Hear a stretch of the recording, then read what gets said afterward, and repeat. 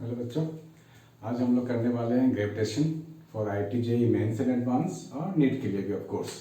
तो बच्चों आपको ध्यान से देखना होगा, ये काफ़ी इंपॉर्टेंट टॉपिक है। इसमें आपको कुछ डेरिवेशन सीखने पड़ेंगे, आपको इन डेप्थ नॉलेज भी चाहिए। ठीक है बच्चों, तो बिल्कुल बिल्कुल ध्यान से देखना, पूरा पूरा देखना। तो first of all let concentrate on the gravitational field. अभी तक जो बेसिक हम लोगों ने किया है स्कूल वाले टॉपिक में, उसमें सारे पॉइंट मास ही ले लेते थे हम लोग। बट अभी जब आप लोग कॉम्पिटिटिव एग्जाम्स में आएंगे तो आपको मिलेगा डिस्ट्रीब्यूशन ऑफ मास, जहां पर कैलकुलेट करना थोड़ा सा टीडियस आपको लग सकता है। इसलिए कह रहा हूं आप ध्यान से देखना, आप सीख जाओगे एक बार तो बहुत ही इजी लगेगा, लॉलीपॉप लगेगा। तो बच्चों सबसे पहले मैं फाइंड करने वाला हूं gravitational field due to this rod of mass m and length l। इसकी मास है m और लेंथ है l, और इस एंड से एक डिस्टेंस लिया गया है r। यहां तक, यहां एक पॉइंट है p, इसकी डिस्टेंस है r from this end of the rod, and you have to calculate the total gravitational field by this rod at this point. ठीक है बच्चों, तो ध्यान से करते हैं। तो हम लोग क्या करते हैं, रेफरेंस लाइन ले लेते हैं पहले, this one.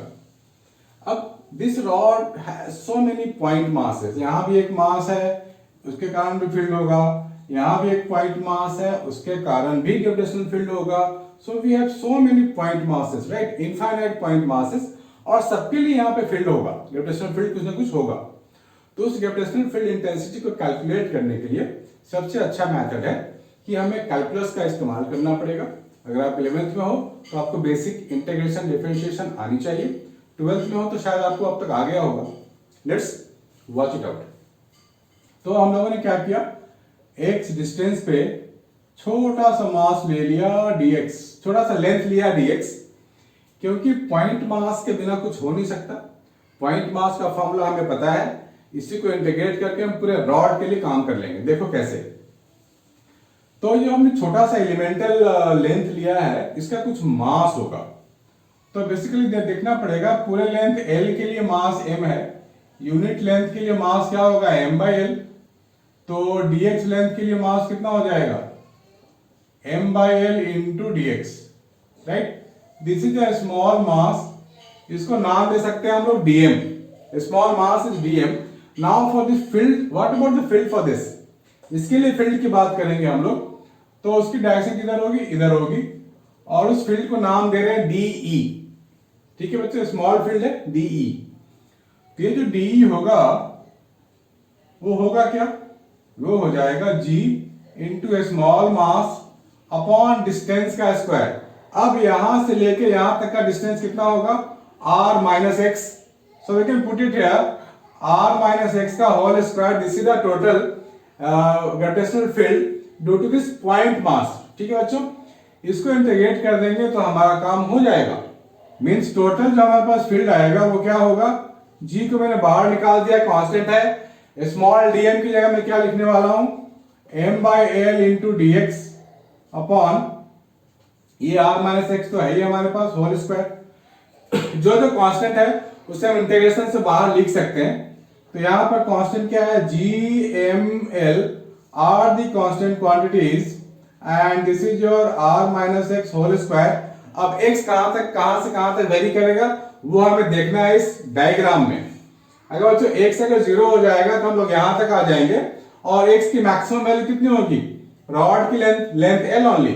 That means minimum value of x is 0, maximum value of x is l, right. So this is the integration limit. आपको नहीं आता है इंटीग्रेशन तो बच्चे मेरा इंटीग्रेशन वाला वीडियो आप देख लो एक बार, बेसिक वाला।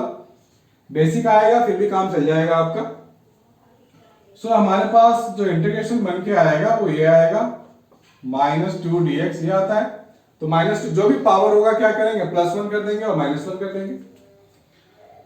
तो +1 ऊपर और टोटल जो पावर बनेगा वो डिनोमिनेटर में भी आएगा। So I can write like this, -2 + 1 upon -2 + 1। और according to rule of integration, जो भी कोफिशिएंट्स का जो वेरिएबल का जो कोफिशिएंट होगा वो डिनोमिनेटर में आएगा। तो यहां पर -1 डिनोमिनेटर में आएगा, और इस पूरे इंटीग्रेशन का लिमिट हो जाएगा 0 to L, that's it. So GM upon L, और हमारे को मिल जाएगा r minus X minus one, minus minus plus one हो गया, 0 टू L हो गया।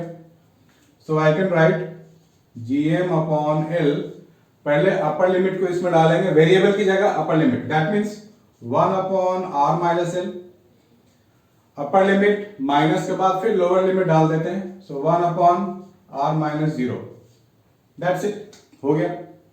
इसको आप चाहो तो और सिंप्लीफाई करके लिख सकते हैं, अदरवाइज आप यहां भी छोड़ सकते हो। तो बेसिक मेरा मोटिव था आपको समझाने का कि जब भी डिस्ट्रीब्यूशन ऑफ मास आए तो घबराना नहीं है, आपको पहले एलिमेंट चूज करना है, इस एलिमेंट का स्मॉल मास चूज करना है और बिल्कुल पॉइंट वाला ही फॉर्मूला लगाएंगे, and then we can integrate with proper limits, तो ये आपको मिल जाएगा पूरा field due to this rod at this point. ठीक है, इसमें यह भी क्वेश्चन आ सकता था, अगर हमने कोई मास यहां डाल दिया तो कितना फोर्स लगेगा। फील्ड आपने एक बार निकाल लिया, this is your field only. यहां मान लो हमने कोई स्मॉल मास m0 यहां डाल दिया, फोर्स फाइंड करने को बोला जाएगा। तो एक बार जब हमने फील्ड फाइंड कर लिया तो फोर्स क्या होता है, E इंटू m0 मास, ये हो गया force experience by that mass m0, this one. E हमने निकाल रखा है, पूरा का पूरा यहां डाल देंगे, राइट। तो ये पूरा हमारे पास force experience by this m0 आ जाएगा। ठीक है, तो please note it down guys, it's very very important.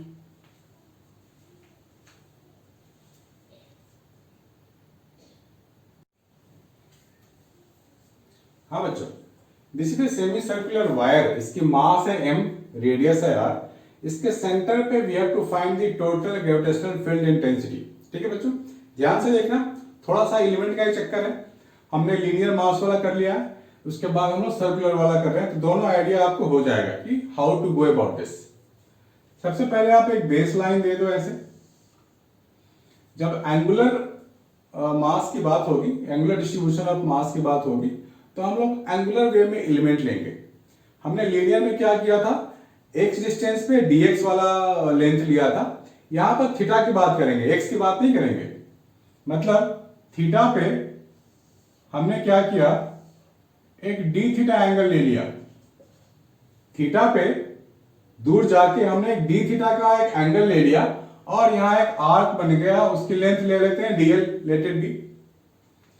तो इसके dl मास के कारण, dl जो लेंथ है उस मास के कारण जो फील्ड होगा, वो फील्ड कैसा होगा, ऐसा ही होगा, this field will go in the direction, क्योंकि जो ग्रेविटेशनल फील्ड इंटेंसिटी है that is a vector quantity always directed towards the mass. तो ऐसा जाएगा फील्ड, ऐसे जाएगा ये फील्ड। अब इस फील्ड के हो जाएंगे टू कंपोनेंट्स, एक इधर वाला हॉरिजॉन्टल एंड वर्टिकल, तो इसे आप एक्स एक्सिस का नाम दे दो और इधर आप वाई एक्सिस का नाम दे दो। तो ये जो स्मॉल फील्ड आया है DE, इसके two component, this is your DE cos theta and this is your DE sin theta. ठीक है बच्चों, ठीक इसका अगर रिफ्लेक्शन आप DL यहां पर अगर आप लोगे तो यहां से भी एक मास आप ड्रॉ कर लोगे, तो इधर बनेगा DE cos थीटा, इधर DE sin थीटा बनेगा। सो दिस हॉरिजॉन्टल कंपोनेंट हमेशा कैंसिल होता जाएगा, we are only interested in the vertical one, that means I am writing integration of DE sin theta, यही मुझे देगा टोटल ग्रेविटेशनल फील्ड। ठीक है बच्चों, उसके लिए मुझे इसका मास चाहिए, राइट। तो सेमी सर्कल का लेंथ कितना होता है बच्चों, 2 पाई r, तो सर्कल का हो गया ना, डिवाइड बाय 2 कर दो। सो पाई r, इसके लिए मास है m, यूनिट लेंथ के लिए मास हो जाएगा m बाई पाई r, और dl के लिए मास क्या हो जाएगा, m by pi r into dl। सीधी सी बात है। अब एक फॉर्मूला तो हम लोगों ने बचपन से ही पढ़ा है ना, radius is equal to arc length upon angle. तो रेडियस यहाँ r है, आर्क लेंथ यहाँ dl है, एंगल यहाँ d थीटा है, हम लोग इसी की तो बात कर रहे हैं। अगर मैं dl की जगह क्या लिखूंगा, r d थीटा यहाँ लिख दूंगा। तो ये जो मास आ गया, तो मास है ना, ये मास हो गया dm। So dm I can right m by pi r into dl, और dl की जगह मैं क्या लिखूंगा, r d theta, so m d theta by pi, this is the small mass I am talking about, this one. अब basic formula लगाएंगे, total E g into small mass upon distance, तो small r ही रहेगा, distance का square लगा दिया हम लोगों ने, है ना, सिंपल। अब dm की जगह मैं लिखूंगा m d theta by pi, m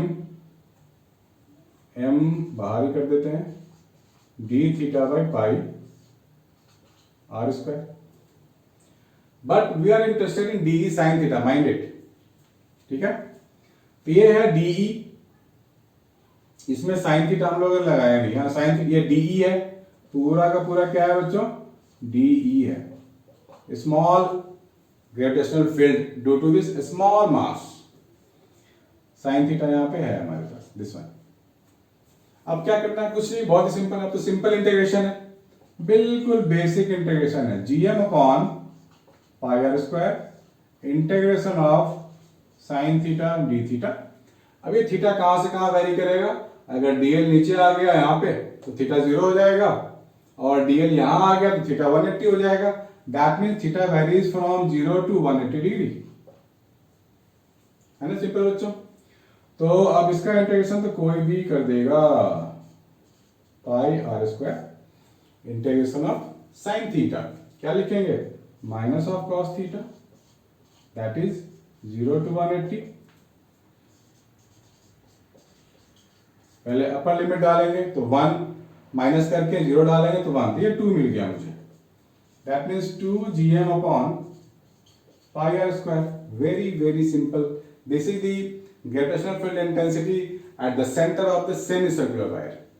अब फोर्स निकालने की बात होगी, मान लो यहाँ पे कोई मास रख दिया m नॉट, तो फोर्स हम लोग क्या निकालेंगे, E into M naught, E हमने अभी अभी निकाला, gm upon pi R square into M naught, that's it, so simple, note it down बच्चों।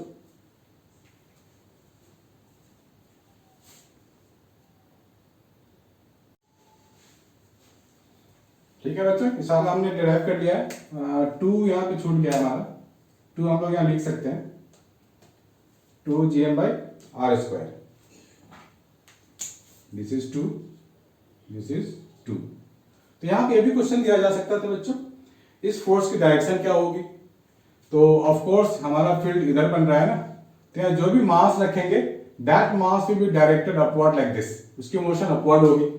इसमें भी बोला जा सकता था find the time to just strike the semi circular wire at its boundary, right, कुछ भी आ सकता था क्वेश्चन। तो उसके पहले हम सबसे पहले हमारे तो फील्ड आनी चाहिए थी, फील्ड नहीं है पता है हमारे को, तो वी कांट डू एनीथिंग। आप चाहो तो इसको याद भी कर सकते हो इस फॉर्मूले को, है ना, नीट वाले बच्चे चाहे तो याद कर सकते हैं कि हाँ ये फॉर्मूला है, जेई के बच्चे भी चाहे तो बेटर रिजल्ट्स के लिए, फास्टर कैलकुलेशंस के लिए इस फैक्टर को याद कर सकते हैं।